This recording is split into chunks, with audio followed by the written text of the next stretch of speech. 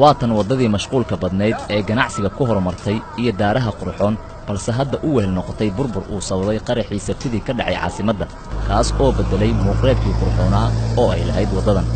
muddo 4 maalina wax gaadiida ma isticmaalin oo aan ka ahayn kuwa ay la socdaan ciidamada iyo gaadiidka dawladda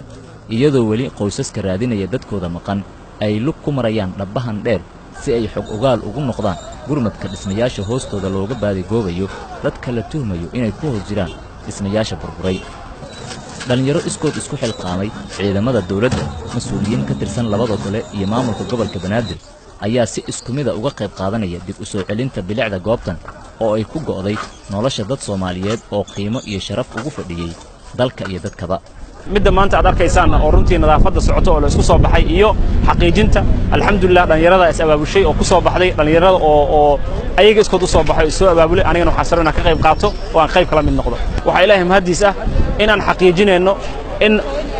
inaan xurmeyno qof kasta oo dhibkan meesha ku gaaray ayaa muhiim ah alxamdulillah jawaabta aad bay u fiican tahay hawshana waa sii wada doonaa haddii noqdo guddiga oo wasaaraha uu ku dhawaaqay guddiga badan oo la sii shaqeynayay dhalinyarada iskood isku abaabulay ee gurmadka qaran sameeynayo haddii noqdo dhinaca communication haddii noqdo dhinaca isbitaalada tagayo wax walba la soo diiwaan galiyay waa la nidaamiyay laakiin wali ma dhamaanin hawsha waxaan rabnaa dadaal dheeraad ah rabnaa dadka inay isku soo baxaan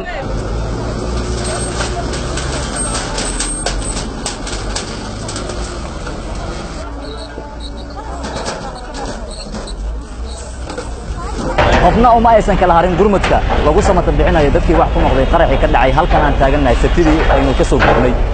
ilaa 302 qofood ayaa qaraxaas ku dhimatay sidaad arki kartana dhalinyaro Soomaaliyeed ayaa si mutadawacnimo u hagaajinaya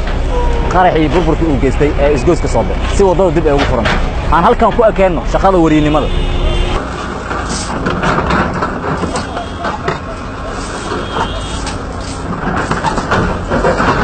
marka dhalinyaradan dareen soo qaaday saaka cid gurigoodii ka soo kacina ma jirto laakiin baaqan u dirna ah in dhalinyaradu ay yimaadaan si meeshii loo nadiifiyo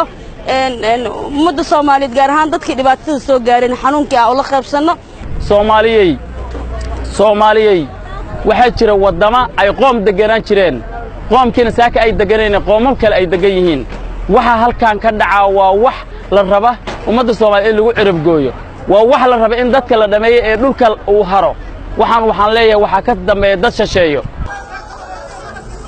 muuqaalkan ayaa muujinaya baaxadda uu la eka qaraxii dhacay sabtidii kani oo lagu sheegay kii ugu weynaa ogaanta inta la xasuusto ee caasimadda ka dhaca Munassar Maxamed Abdi Universal TV Muqdisho